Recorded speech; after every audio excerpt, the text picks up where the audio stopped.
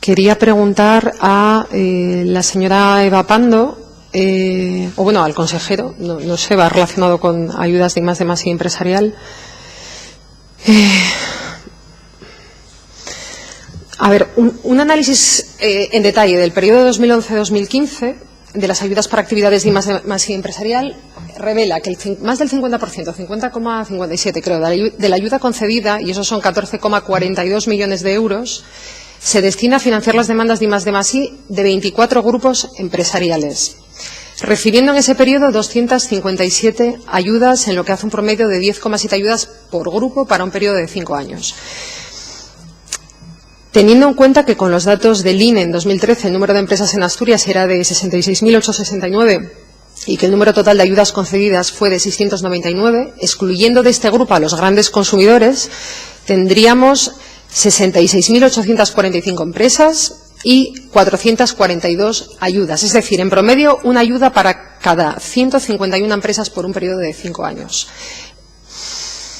Ante estos datos tan concluyentes, yo solamente me cabe hacerles una pregunta. ¿Qué mecanismos tienen ustedes previsto implementar, si es que los tienen, para frenar la excesiva concentración de ayudas a la I+D+I en unos pocos beneficiarios que consienten desde el Gobierno y que además favorecen año tras año?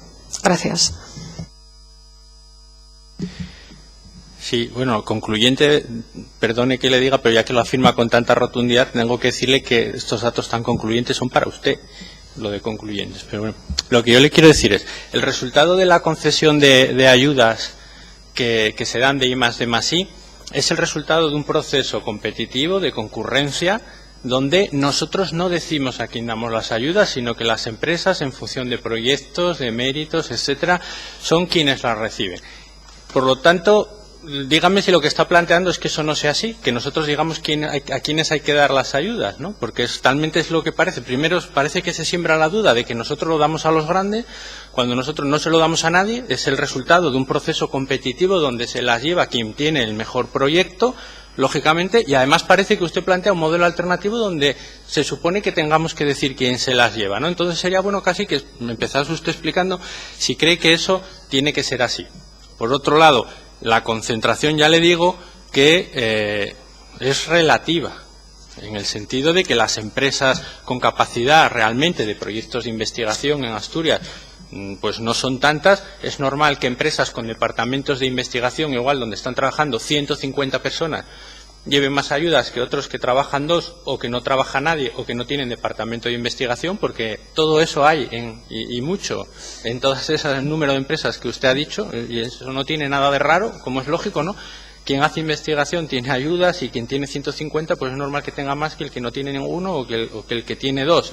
Entonces, el Gobierno del Principado de Asturias, la Administración del Principado de Asturias, da las ayudas a través de un proceso competitivo, con criterios objetivos, y yo lo que le diría es, si no está de acuerdo usted con que sea así. Lo que le diría para empezar es que no creo haber dicho quién debe llevárselas, faltaría más. Lo que es un hecho es que, tal y como está configurado el proceso competitivo, se llevan las ayudas los mismos en el porcentaje que le he dicho, y estos son datos. Si usted quiere, yo se los muestro. Y son datos que se extraen, bien, que son datos objetivos. Estamos hablando de hechos fácticos. No estoy dando una opinión. Por lo tanto, le pediría que, como mínimo, no sé, haga una valoración de esos datos cuando se los digo y no crea que es una opinión que yo estoy dando ni que estoy invitando a hacer algo que no sea un proceso competitivo. Quizás habría que contemplar, si después de tantos años seguimos dando ayudas o se concentran en tan pocos grupos empresariales, e insisto, que a mí es un dato que me llamó muchísimo la atención cuando lo analizamos, porque sí que se notaba que había una concentración, pero no hasta ese nivel. Y me parece que es grave. Me parece que es grave y me parece que habría que plantearse, obviamente mediante un proceso competitivo, cómo llegar a otras empresas que puedan querer innovar y que no estén en esos grupos grandes que son los que habitualmente han sido los benefactores de procesos competitivos. Insisto, yo no estoy diciendo nada de que se estén dando ayudas directamente a determinadas empresas, pero el hecho es este y son datos. E insisto, si quiere yo se los muestro, que creo que este análisis lo tendrían que tener hecho ustedes, o lo tendrán y no. Y lo tenemos. Bien, bien. Vamos a la segunda parte entonces. A ver, lo primero que yo quería dejar claro era, y yo creo que sí, que se traduce de sus palabras, y si no de hoy, sino de otras declaraciones que pueda haber públicas por su parte. Lo primero que quería dejar claro era el procedimiento, es decir, la legitimidad del proceso. ¿no? Es que me parece importante porque a veces cuando se cuestionan los resultados parece que uno puede cuestionar también el proceso. Bueno, pues si estamos de acuerdo en que el proceso no es cuestionable o no es cuestionado por usted, de lo cual me alegro, vamos a hablar entonces de los resultados y de qué se podría hacer manteniendo un proceso que yo creo que es el que tiene que ser para que esos resultados sean distintos. Pero primero vamos a hablar distintos, no, primero vamos a ver cuáles son, porque efectivamente hay una concentración en veintitantas empresas de un porcentaje que no llega casi al 50%, que es lógico porque son las empresas que tienen los departamentos de investigación más potentes y eso no tiene nada de raro, pero también hay otros datos donde podemos ver otras muchas empresas que reciben subvenciones, otros muchos importes que no van específicamente para la innovación y la investigación para otras empresas más pequeñas por otro tipo de convocatorias, y si quieren más detalle ahora es cuando yo le doy la palabra a la directora del IDEPA para que le concrete esos otros datos que probablemente no ha podido tener en cuenta. Sí, buenas tardes. Eva Pando, directora general del IDEPA. En relación a los datos que usted aporta, señoría, nosotros, bueno, nuestro análisis, ¿no? El análisis que nosotros tenemos es diferente, ¿no? Realmente no tenemos en cuenta solo las ayudas a I+D, sino las ayudas a I+D+I. Y de alguna manera las ayudas a I+D+I de la Consejería de Empleo, Industria y Turismo de estos años, del 2011 al 2015, para nosotros ascienden a 39.978.571,15 euros y se han beneficiado de estos importes 472 empresas.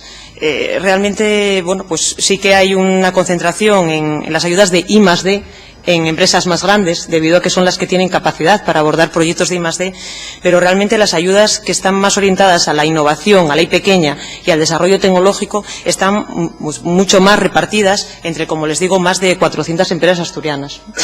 Entonces, bueno, igual hay que contrastar no solo unas convocatorias más orientadas a la I+D grande, por decirlo de alguna manera, y no añadir pues todas las ayudas como son las ayudas Innova, las ayudas a cheques de innovación, las convocatorias para la creación y consolidación de empresas de base tecnológica, la red de Seranet, los programas internacionales, bueno, una serie de ayudas, todas encaminadas a la I+D+I, a las que juntándolas a la de I+D grandes, pues dan un volumen de ayudas repartidas entre numerosas empresas que, como les digo, superan las 472 empresas.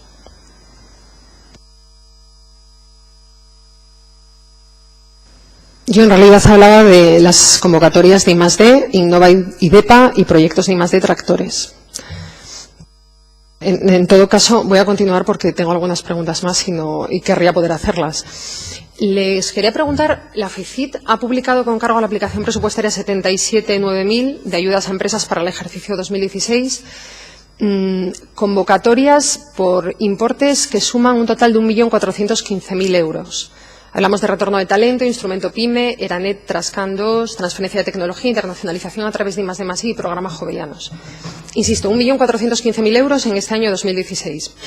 El IDEPA ha publicado la convocatoria de proyectos de I+D para empresas por importe de 4 millones y posibilidad de ampliación de 1,5 millones. Incluso considerando la máxima ampliación de 1,5 millones, estaríamos hablando de consumir 5,5 millones de euros este año 2016. Con lo cual, IDEPA más FICIT sumarían 6.915.000 euros de I+D+I empresarial publicados en el boletín oficial del Principado. La partida del plan de I+D+I de Asturias destinada a empresas es de 9.940.000 euros, de los cuales solo se puede identificar a través del BOPA esos 6.915.000 euros. Mi pregunta es, ¿dónde están esos 3.025.000 euros, que es un 30%? ¿Se están ejecutando? Si se están ejecutando, ¿cómo? ¿No ha habido medidas, o sea, no ha habido publicidad? ¿Me pueden explicar esto? Sí, Francisco Holgado, director de Innovación. A ver, usted da unas cifras de empresas PCT y empresas privadas. Efectivamente, las ayudas vienen tanto desde el IDEPA como de la Dirección General, gestionadas a través de FICIT, ¿vale? Para identificar claramente el papel de FICIT en estas convocatorias. A las convocatorias que salen del IDEPA, la Dirección General de Innovación y Emprendimiento le ha transferido 6,7 millones de euros este año para dotar esas convocatorias. Por tanto, ya con eso ya prácticamente llegamos a la cantidad que usted dice, si le suma las cantidades que salen del presupuesto propio del IDEPA y el 1,5 millones que usted menciona déficit, que son pues transferencia a internacionalización es 1 millón de euros, retorno de talento se convocó pero quedó desierta, estancias en empresas quedó convocada con 150.000, instrumento PYME quedó convocada con 250.000, por tanto... Sí, el detalle lo conozco, pero yo realmente le estoy hablando de lo que ha sido publicado en el BOPA a lo largo de 2016. Si sumamos todo eso, da el resultado que yo le he dicho, 6.915.000 euros. Les pregunto, hasta 9.940.000, ¿qué se está haciendo con esos 3.025.000 euros? ¿Se están tramitando y no ha habido medidas de publicidad? ¿No se están tramitando? ¿No se va a hacer a lo largo del año? Simplemente, yo estoy hablando de publicación en el BOPA. Mire, no he sumado los BOPAs, pero creo que le he dado la explicación de todas las cantidades hasta llegar a esa cuantía. Bien. Probablemente en el BOPA aún no haya aparecido el 1.172.000 euros que ha sido transferido en los últimos días, porque todavía está por aprobar esa partida, pero el resto, créame, y si no se lo paso por escrito más adelante, mañana mismo o el miércoles, para que quede claro toda esa cifra. Aún con el 1.172.000... Le quedarían 5 minutos. De acuerdo. Faltaría todavía una cantidad importante. No sé si ustedes pueden justificar eso y pueden enviarlo. Yo le digo que yo sí he sumado lo que sale en las convocatorias del BOPA de 2016. Lo digo porque ese ejercicio sí lo hemos hecho y por eso les hago la pregunta. Bueno, pues lo que ha ido a BOPA y lo que irá en lo que queda de diciembre, pues sumará eso y le daremos las explicaciones. Por supuesto, todo se hace con la publicidad y la legalidad oportuna. Ahí estará todo. Me asegura, por tanto, que lo que queda de año... escaso diciembre, me van a poder explicar, se va a publicar en el BOPA esto o quizás ese 1.172.000 que me dice que se ha transferido recientemente. Lo que le aseguramos es que no vamos a hacer convocatorias que no salgan en el BOPA, por lo tanto no se preocupe. Bien. Que las cifran. Gracias por la aclaración de nuevo de los procedimientos. Yo quisiera preguntarles, y recordaba estos días, yo el año pasado hice esta misma pregunta y luego fui consciente además de que no se me respondía a lo que preguntaba.